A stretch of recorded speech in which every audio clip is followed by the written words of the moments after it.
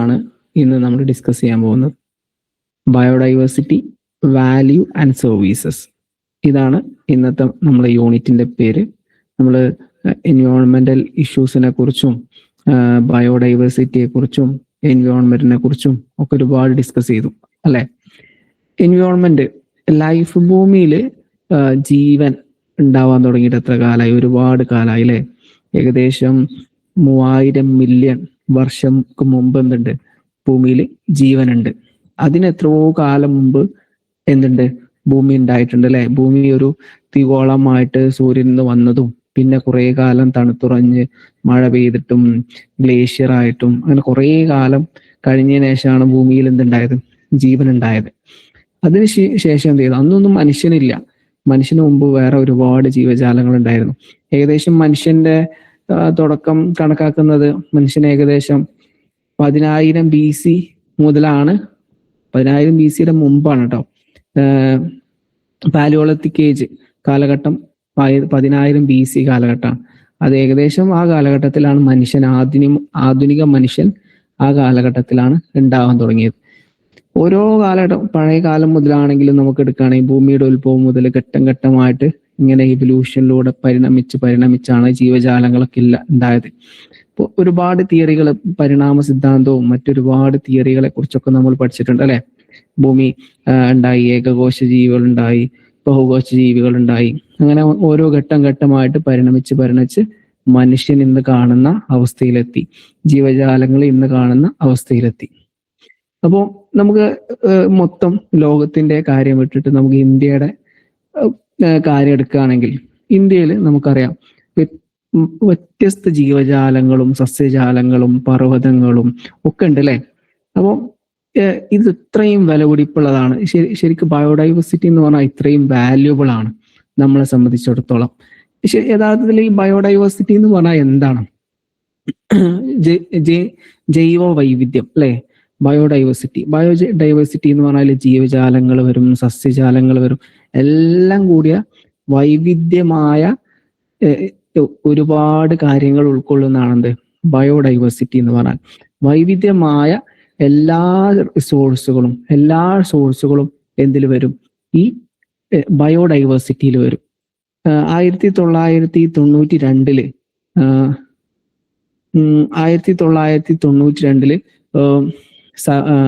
Earth summit, Rio de ജനീറോയിൽ ഒരു earth summit നടന്നിട്ടുണ്ടായി. ആ സമയത്ത് എന്താണ് ബയോഡൈവേഴ്സിറ്റി എന്ന് വിശദീകരിച്ചിട്ടുണ്ടായിരുന്നു.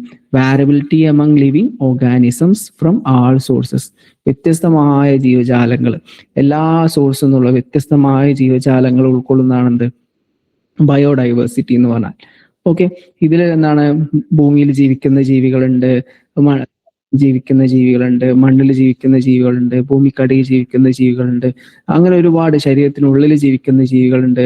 ഇങ്ങനെ വ്യത്യസ്ത ജീവികൾ നമുക്ക് കാണാൻ കഴിയും. എല്ലാം കൂടിയതാണെന്ത്? ഈ ബയോഡൈവേഴ്സിറ്റി എന്ന് പറഞ്ഞാൽ. ഓരോ ജീവിക്കുള്ളിലും വ്യത്യസ്തകളുണ്ട്. ജീവികൾക്കിടയിലും വ്യത്യസ്തത ഉണ്ട്. ഈ എന്താണ്? എക്കോസിസ്റ്റത്തിന്റെ ഇടയിലും വ്യത്യസ്തകളുണ്ട്. നമ്മൾ നേരെ ഇപ്പൊ ഉദാഹരണം പറയുകയാണെങ്കിൽ, നമ്മൾ കടയിൽ പോയിട്ട് 1 കിലോ മാങ്ങ വേണമെന്ന് പറഞ്ഞു. അപ്പൊ മാങ്ങ കടക്കാരൻ എന്താ ചോദിക്കുക? നിനക്ക് ഏത് മാങ്ങ വേണോ? നീലൻ മാങ്ങ വേണോ?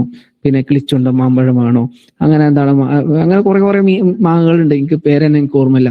മാങ്ങ എന്ന് പറഞ്ഞാൽ തന്നെ വ്യത്യസ്തമാണ് അല്ലെ. ഇനി അതുപോലെ തന്നെ ഇനി നമുക്ക് എന്താണ്? ഇനി ജീവജാലങ്ങളിൽ പക്ഷികളിൽ വ്യത്യസ്ത പക്ഷികളുണ്ട് അല്ലെ. പ്രാവുണ്ട്, കോഴിയുണ്ട്, ഇങ്ങനെ വ്യത്യസ്ത പക്ഷികളുണ്ട്. മൃഗങ്ങൾ, ആടാണെങ്കിലും പശുവാണെങ്കിലും പോത്താണെങ്കിലും കുറെ വ്യത്യസ്ത ജീവജാലങ്ങളുണ്ട്. ഇനി എക്കോസിസ്റ്റം എടുത്ത് നോക്കുകയാണെങ്കിൽ കുളമുണ്ട്, കടലുണ്ട്, പർവ്വതമുണ്ട്, കാടുകളുണ്ട്, ഒക്കെ എന്താണ്? വ്യത്യസ്ത എക്കോസിസ്റ്റം ആണ് അല്ലെ. ഇതിനെ കുറിച്ചൊക്കെ നമ്മൾ കഴിഞ്ഞ ക്ലാസ്സുകൾ പഠിച്ചിട്ടുണ്ട്. ഓരോന്നും വ്യത്യസ്തമാണ്. ബയോഡൈവേഴ്സിറ്റിയെ നമുക്ക് പ്രധാനമായിട്ടും 3 വേർതിരിക്കാൻ പറ്റും. ഏതൊക്കെയാണ് ഈ 3 ബയോഡൈവേഴ്സിറ്റി?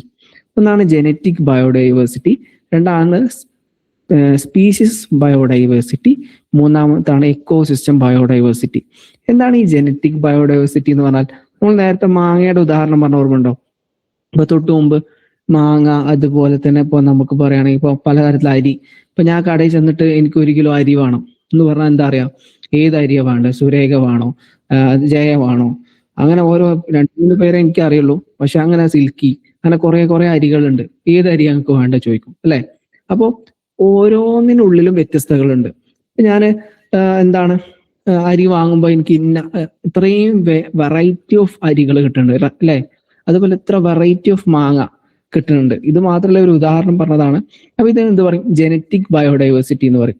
ഓരോ കാലഘട്ടത്തിനനുസരിച്ച്, ഓരോ പ്രദേശത്തിനനുസരിച്ച് ഒരേ സാധനം തന്നെ എന്ത് ചെയ്യും, വ്യത്യസ്ത രീതിയിൽ മാറും. അതിന്റെ ജനിതക ഘടനയിൽ വരുന്ന മാറ്റങ്ങൾ കാരണം വ്യത്യസ്തമായിട്ടുള്ള ഡൈവേഴ്സിഫൈഡ് സാധനങ്ങൾ നമുക്ക് കാണാൻ കഴിയും. ഇതിനെയാണ് എന്ത് പറയാം, ജനറ്റിക് ബയോഡൈവേഴ്സിറ്റി എന്ന് പറയാം. ഈ രണ്ടാമത്തെ ബയോഡൈവേഴ്സിറ്റിയെ കുറിച്ച് നമ്മൾ പറഞ്ഞു അല്ലെ.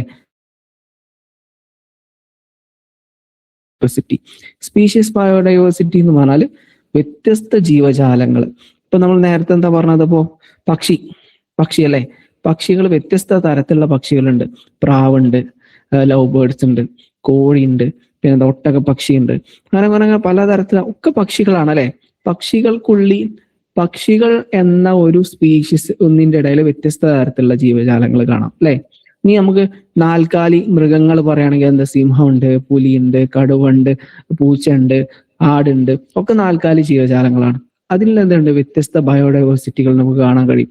നമുക്കറിയാം ഏകദേശം എന്താണ്, ഏകദേശം 1,00,000 ഇവിടെ കണക്കാണ് 1.7 മില്യൺ സ്പീഷീസ് ലോകത്തിന്റെ വ്യത്യസ്ത ഭാഗങ്ങളിൽ ഉണ്ട് എന്നാണ് പറയപ്പെടുന്നത്. ഓക്കെ, ഇനി മറ്റൊന്നാണത് എക്കോസിസ്റ്റം ബയോഡൈവേഴ്സിറ്റി. എന്താണ് ഈ എക്കോസിസ്റ്റം ബയോഡൈവേഴ്സിറ്റി? വ്യത്യസ്ത തരത്തിലുള്ള എക്കോസിസ്റ്റങ്ങൾ നമുക്ക് കാണാൻ കഴിയും അല്ലെ. എക്കോസിസ്റ്റം എന്ന് പറഞ്ഞാൽ എന്താ, നമ്മൾ നേരത്തെ പഠിച്ചില്ലേ, ഇപ്പൊ ഫോറസ്റ്റ്, അതുപോലെ ഡെസേർട്ട്, അതുപോലെ പർവ്വതങ്ങൾ, അങ്ങനെ കടലുകൾ ഒക്കെ വെച്ച് വ്യത്യസ്ത എക്കോസിസ്റ്റം ആണ്. ആ എക്കോസിസ്റ്റത്തിലൊക്കെ വ്യത്യസ്ത തരത്തിലുള്ള ജീവികളാണ് ഉണ്ടാവുക അല്ലെ. ഫോറസ്റ്റിൽ ഉണ്ടാവുന്ന ജീവികളാണോ എവിടെ ഉണ്ടാവുക? ഫോറസ്റ്റിലുള്ള ജീവികളല്ലല്ലോ. ഡെസേർട്ട് എന്ന് പറഞ്ഞാല് എന്താണ്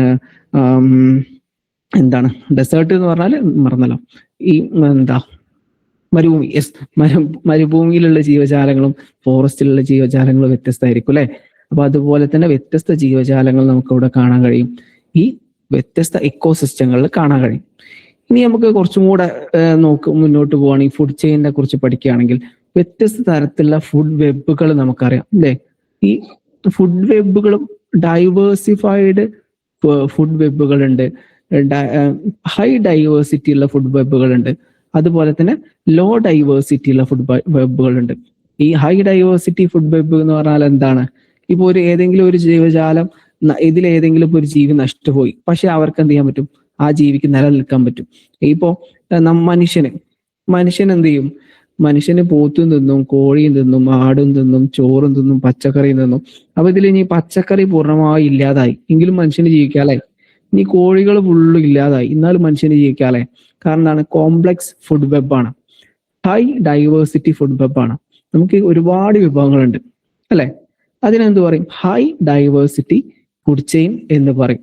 ഓക്കെ, ഇതിലേതെങ്കിലും ഒരു സ്പീഷീസ് വംശനാശം നേരിട്ട് കഴിഞ്ഞാൽ പോലും മറ്റ് ജീവജാലങ്ങൾക്ക് എന്ത് ചെയ്യാൻ പറ്റും, അത് വലിയ ബുദ്ധിമുട്ടൊന്നും ഇല്ലാതെ ജീവിക്കാൻ കഴിയും.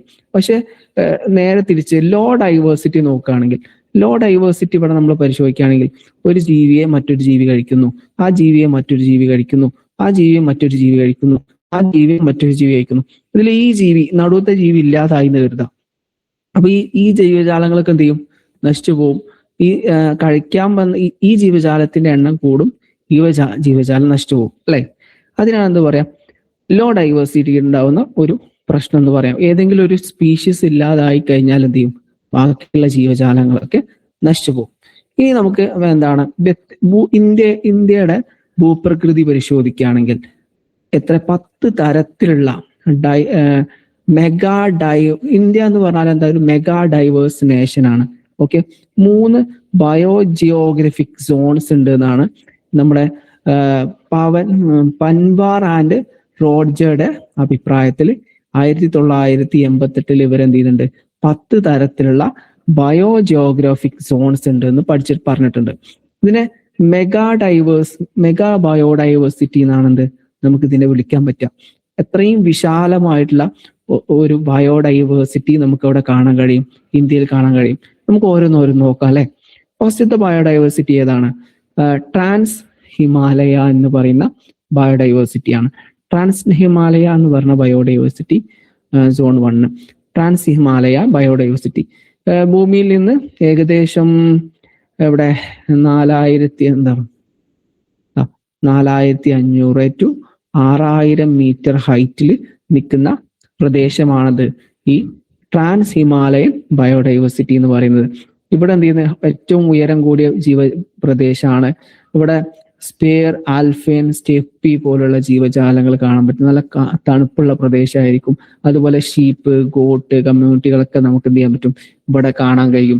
വൈൽഡ് യാക്ക്, ടിബറ്റൻ ആസ്, അതുപോലെ ലെപ്പേർഡ്, സ്നോ ലെപ്പേർഡ് പോലുള്ള ജീവജാലങ്ങളൊക്കെ നമുക്ക് ഈ പ്രദേശങ്ങളിൽ കാണാൻ കഴിയും. ഇനി നമുക്ക് അടുത്ത രണ്ടാമത്തെ സോണ് നമുക്ക് നോക്കാം. രണ്ടാമത്തെ zone Himalayas. Zone 2 Himalayas.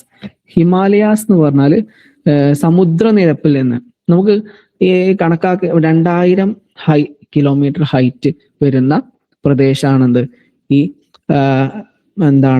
Himalayas എന്ന് പറയുന്നത്. ഇപ്പൊ നമ്മൾ സാധാരണഗതിയിൽ ഒരു പ്രദേശത്തിന്റെ ഹൈറ്റ് അളക്കുന്നത് സമുദ്രനിരപ്പിൽ നിന്നുള്ള ഹൈറ്റ് ആണ്. ഇപ്പൊ കോൺട്രവേഴ്ഷ്യൽ ആയിട്ട് നിൽക്കുന്ന ഒരു ആരവല്ലി ഹിൽസുമായി ബന്ധപ്പെട്ട ഒരു പ്രശ്നം നമ്മൾ സ്ഥിരമായിട്ട് വാർത്തയിൽ കേൾക്കുന്നുണ്ട് അല്ലെ. അവിടെ ശരിക്ക് ഗവൺമെന്റിന്റെ ഓർഡർ, സുപ്രീം കോടതിയുടെ ഓർഡർ പ്രകാരം അവർ പറയുന്നത് സമുദ്രനിരപ്പിൽ നിന്നല്ല, ആ പ്രദേശത്ത് നിന്ന് 100 മീറ്റർ ഹൈറ്റിലുള്ള പർവ്വതങ്ങൾ മാത്രമാണ് ആരവല്ലി ഹിൽസ് എന്നൊക്കെ പറഞ്ഞിട്ട് കോൺട്രവേഴ്ഷ്യൽ ചർച്ചകളൊക്കെ നടക്കുന്നുണ്ടെങ്കിൽ ആ വാർത്ത കേൾക്കാറുണ്ടായിരിക്കും. ഏതായാലും പോട്ടെ, നമ്മൾ ആ വിഷയം പിന്നെ ചർച്ച ചെയ്യാം. ഹിമാലയ എന്ന് പറഞ്ഞാൽ സമുദ്രനിരപ്പിൽ നിന്ന് ഏകദേശം 2000 കിലോമീറ്ററോളം ഹൈറ്റ് മുകളിലേക്ക് പോകുന്ന പ്രദേശമാണ്. ഇന്ത്യയിലെ ഏറ്റവും റിച്ചസ്റ്റ് ഏരിയ ആണെന്ത് ഇവിടെ ഹിമാലയൻ പ്രദേശം എന്ന് പറഞ്ഞാൽ. ഒരുപാട് വെജിറ്റേഷൻസ്, ഒരുപാട് ജീവജാലങ്ങൾ നമുക്ക് അവിടെ, വ്യത്യസ്ത തരത്തിലുള്ള ജീവജാലങ്ങൾ നമുക്ക് അവിടെ കാണാൻ പറ്റും. പൈൻ, ഓക്ക് ഇങ്ങനെയുള്ള സാധനങ്ങൾ കാണാൻ പറ്റും. ഫീർ പോലുള്ള പല ജീവജാലങ്ങൾ കാണാൻ പറ്റും. ഓക്കെ, ഇവിടെ ഈ ഹിമാലയ പർവ്വതത്തെ തന്നെ വ്യത്യസ്ത പ്രദേശങ്ങളായിട്ട് നമ്മൾ വേർതിരിച്ചിട്ടുണ്ട് അല്ലെ. അതിനെക്കുറിച്ച് നിങ്ങൾ മുമ്പ് പഠിച്ചതായി നിങ്ങൾ ഓർക്കുന്നുണ്ടാവും. ഇവിടെ നമ്മൾ അത്ര ഡീപ്പായിട്ട് പറയില്ല. ഇവിടെ നമ്മൾ പ്രദേശങ്ങളെയാണ് വേർതിരിക്കുന്നത്. മൂന്നാമത്തെ 4ാമത്തെ സോണിലേക്ക് നമുക്ക് പോകാം അല്ലെ. മൂന്നാമത്തെ സോണ് ഏതാണ്? The Indian desert. The Indian desert എന്ന് പറഞ്ഞാല് താർ മരുഭൂമി അല്ലെ. താർ മരുഭൂമിയാണ് ഇന്ത്യൻ ഡെസേർട്ട്. ഇവിടെ ഒരുപാട് വ്യത്യസ്ത ജീവജാലങ്ങൾ നമുക്ക് ഇവിടെ കാണാൻ കഴിയും. ഈ താർ ഡെസേർട്ടിൽ കാണാൻ പറ്റും. ഡെസേർട്ട് ഫോക്ക്, ഡെസേർട്ട് കാറ്റ്, അങ്ങനെ പല ബസ്റ്റാർഡ് പോലുള്ള ജീവജാലങ്ങൾ കാണാൻ പറ്റും. സസ്യജാലങ്ങൾ, വ്യത്യസ്ത തരത്തിലുള്ള സസ്യജാലങ്ങളെ നമുക്ക് ഇവിടെ കാണാൻ പറ്റും. ഇവിടെ വളരെ ചൂട് കൂടിയ ക്ലൈമറ്റ് ആണ് അല്ലെ. അപ്പൊ അവിടെ അതിനനുസരിച്ചുള്ള ജീവജാലങ്ങളാണ് ഉണ്ടാവുക. പിന്നെ അതുപോലെ മറ്റൊരു പ്രദേശത്തേക്ക് നമ്മൾ പോവുകയാണെങ്കിൽ സോൺ 4 സെമി അറിഡ് അല്ലെ. സെമി അറിഡ് എന്ന് പറഞ്ഞാല് പ്രദേശം. ഇവിടെ ഏകദേശം പഞ്ചാബ്, ഗുജറാത്ത് പോലുള്ള പ്രദേശങ്ങളാണ്.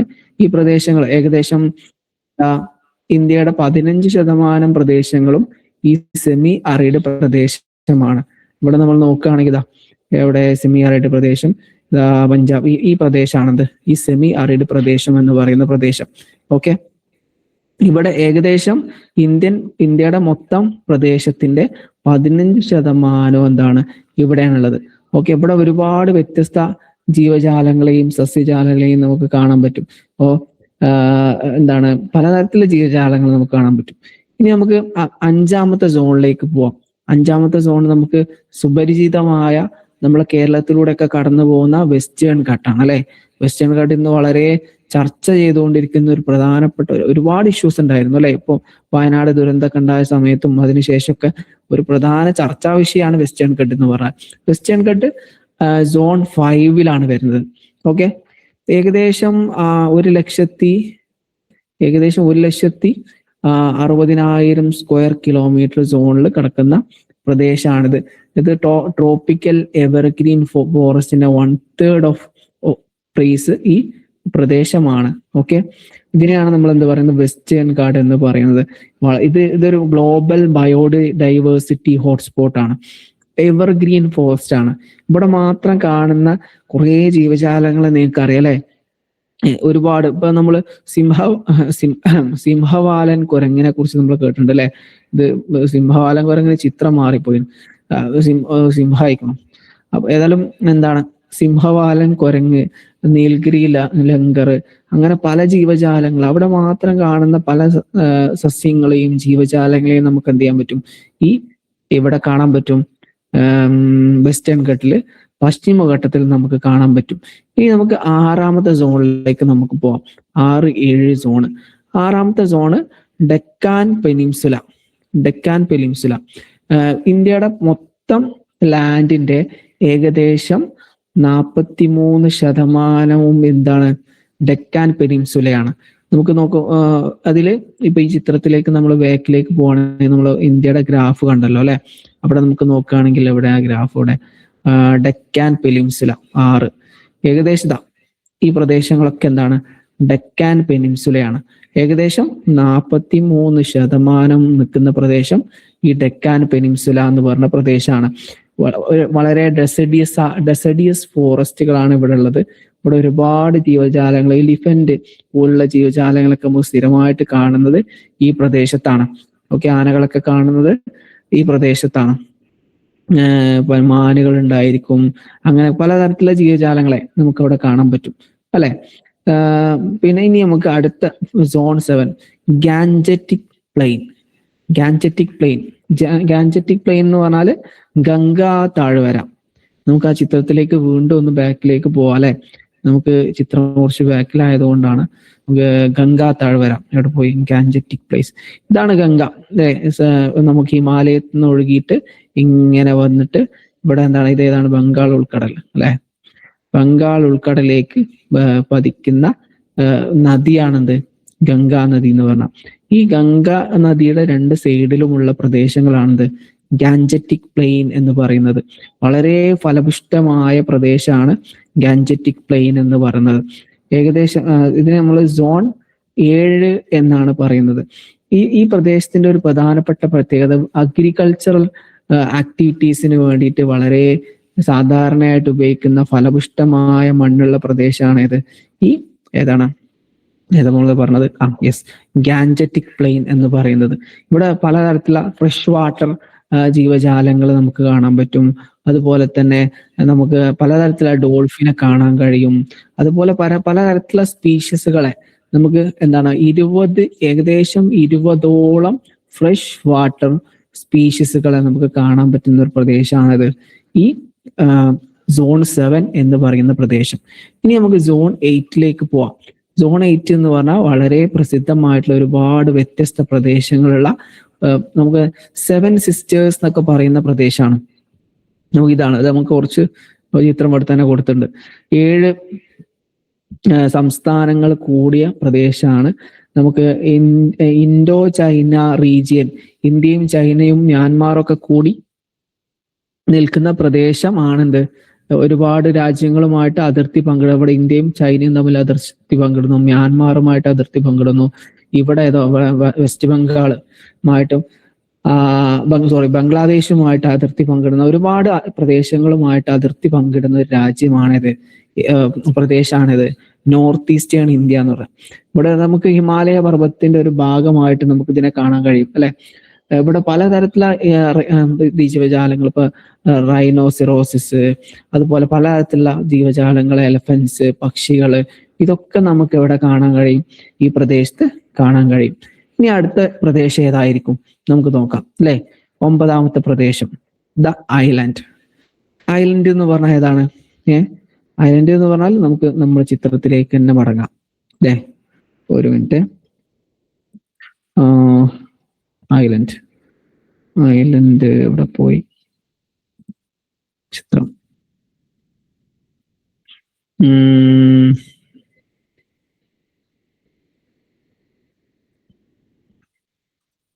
യെസ്, ഐലൻഡ് ഇതാ ഈ ചിത്രത്തിൽ നമുക്ക് നോക്കി കഴിഞ്ഞാൽ ഇവിടെ ഒരു ഐലൻഡ് ഉള്ള ലക്ഷദ്വീപ്. ഇവിടെ ഐലൻഡ് ഉണ്ട്. എന്താണ് പ്രദേശത്ത് ഏതാ, എന്താണ് ഈ പ്രദേശത്തിന് എന്താ പറയാ? ലക്ഷദ്വീപും ആൻഡമാൻ നിക്കോബാർ. യെസ്, ആൻഡമാൻ നിക്കോബാർ ദ്വീപും. ഇതാണ് എന്ത് ഐലൻഡ്സ് എന്ന് പറയുന്നത്. ഈ ഐലൻഡ്സിന്റെ പ്രത്യേകത എന്താണ്? വേറെയും ചെറിയ ചെറിയ ചെറിയ ദ്വീപുകൾ നമുക്കുണ്ട്. പ്രധാനമായിട്ടും ലക്ഷദ്വീപും ആൻഡമാൻ നിക്കോബാർ ദ്വീപും ആണെന്ത് നമ്മുടെ ഐലൻഡ് കൊണ്ട് ഉദ്ദേശിക്കുന്നത്. ഇവിടെ എന്താണ് വ്യത്യസ്ത തരത്തിലുള്ള വളരെ വ്യത്യസ്ത വേറെ എവിടെ ഇല്ലാത്ത ഐസൊലേറ്റഡ് ആയിട്ടുള്ള പ്രദേശമായതുകൊണ്ട് തന്നെ വ്യത്യസ്ത തരത്തിലുള്ള ജീവജാലങ്ങളെ നമുക്ക് ഇവിടെ കാണാൻ കഴിയും. സസ്യജാലങ്ങൾ ഇവിടെ കാണാൻ കഴിയും, ഈ പ്രദേശത്ത് കാണാൻ കഴിയും. ഏകദേശം 15,000 വ്യത്യസ്ത തരത്തിലുള്ള ഫ്ലവേഴ്സ് അവിടെ ഉണ്ട്.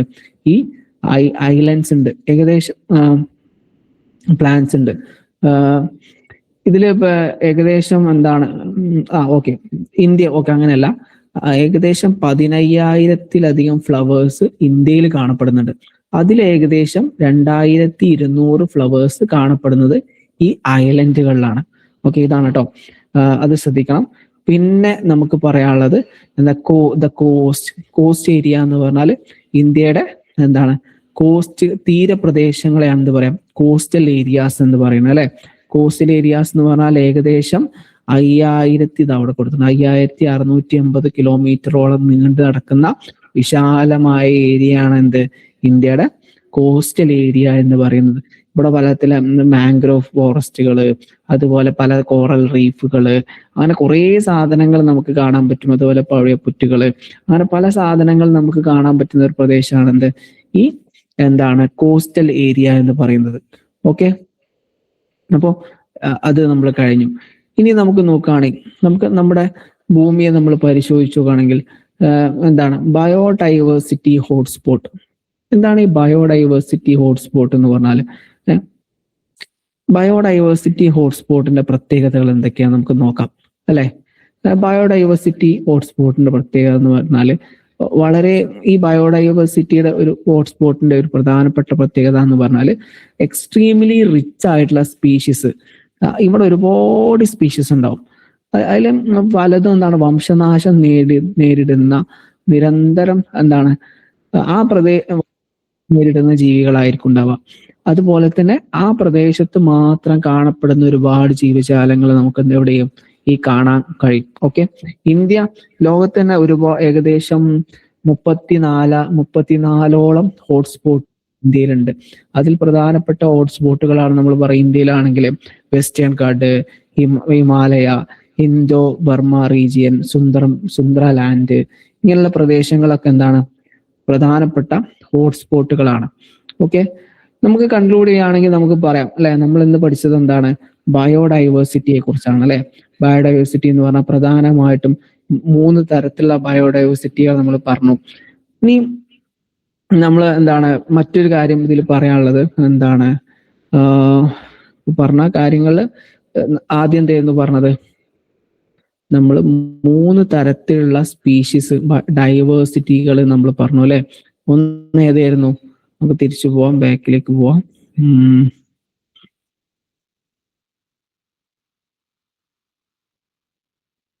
ഓക്കെ, 3 തരത്തിലുള്ള 3 ടൈപ്സ് ഓഫ് ബയോഡൈവേഴ്സിറ്റിയെ കുറിച്ച് നമ്മൾ പറഞ്ഞു. ജനറ്റിക് ബയോഡൈവേഴ്സിറ്റി, സ്പീഷീസ് ബയോഡൈവേഴ്സിറ്റി, ഇങ്ങനെ പലതരത്തിലുള്ള ബയോഡൈവേഴ്സിറ്റികളെ കുറിച്ച് നമ്മൾ ഈ പാഠത്തിൽ പഠിച്ചിട്ടുണ്ട്. ഇത് വളരെ എളുപ്പമുള്ള ബയോഡൈവേഴ്സിറ്റികളാണ്. ഇനി മറ്റൊരു കാര്യം, ഇതിൽ വരാത്ത മറ്റൊരു കാര്യം പറയുകയാണെങ്കിൽ നമുക്ക് ബയോഡൈവേഴ്സിറ്റിയെ നമുക്ക് 3 തരത്തിൽ ക്ലാസിഫൈ ചെയ്യാൻ പറ്റും കേട്ടോ. അത് നമുക്ക് ഇതിന്റെ കൂടെ ആഡ് ചെയ്ത് പറയാം. ഈ ബയോഡൈവേഴ്സിറ്റി കൊണ്ട് നമുക്ക് 3 തരത്തിലുള്ള ഉപയോഗങ്ങളുണ്ട്. ഈ ജീവജാലങ്ങൾ കൊണ്ട് നമുക്ക് 3 തരത്തിൽ ഉപയോഗങ്ങളുണ്ട്. ഒന്ന് നമുക്ക് സാധാരണ പറയാം direct use value. Direct use value, ഈ ജീവജാലങ്ങൾ ഇപ്പോൾ പലതരത്തിലുള്ള സ്പീഷീസുകൾ, എക്കോസിസ്റ്റം, ജനറ്റിക് ഡൈവേഴ്സിറ്റി ഒക്കെ നമ്മൾ പറഞ്ഞല്ലോ. നമുക്ക് ഡയറക്റ്റ് യൂസ് ചെയ്യാൻ പറ്റുന്ന പല സാധനങ്ങളും ഉണ്ടാവും. ഇപ്പോൾ ഫുഡ്, ടിമ്പർ, മെഡിസിന്, ഈ സാധനങ്ങളൊക്കെ നമ്മൾ എന്താ ചെയ്യുക? നമ്മൾ അങ്ങനെയാണ് ഉപയോഗിക്കും അല്ലെ.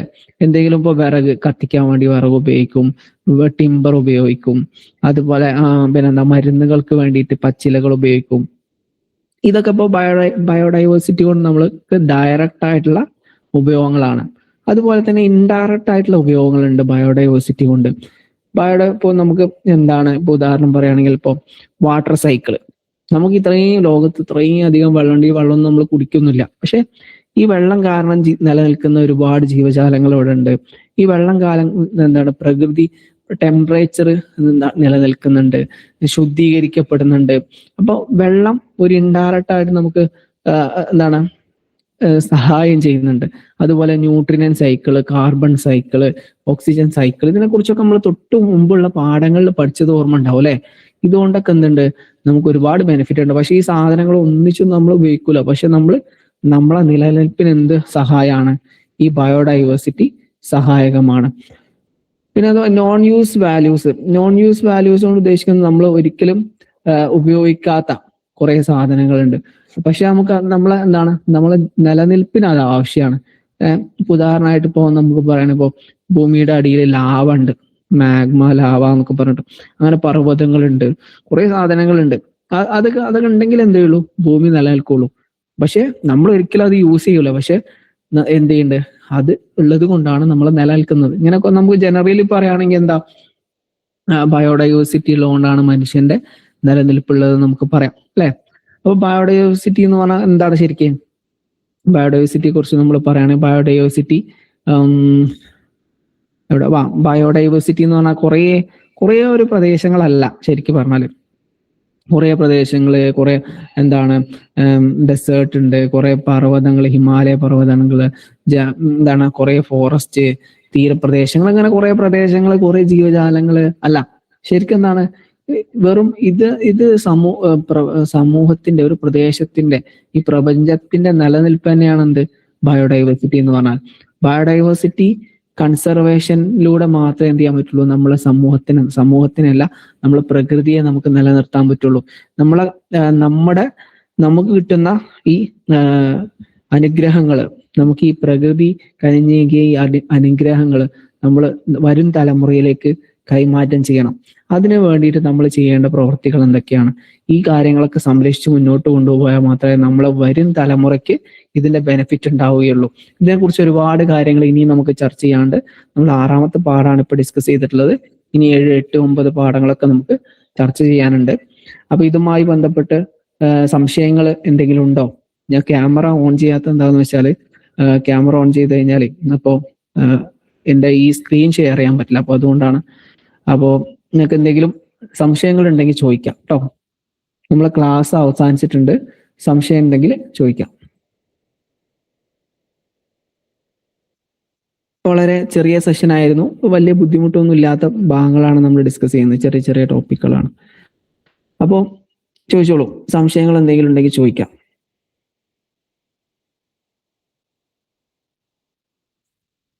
അപ്പൊ നമുക്ക് ഇന്നത്തെ ക്ലാസ് വൈൻഡപ്പ് ചെയ്യാം അല്ലെ? അപ്പൊ നമ്മളെ ക്ലാസ് വൈൻഡപ്പ് ചെയ്യാണ്. നമ്മുടെ ക്ലാസ്സിൽ പങ്കെടുത്ത എല്ലാ വിദ്യാർത്ഥികൾക്കും നന്ദി. Thank you.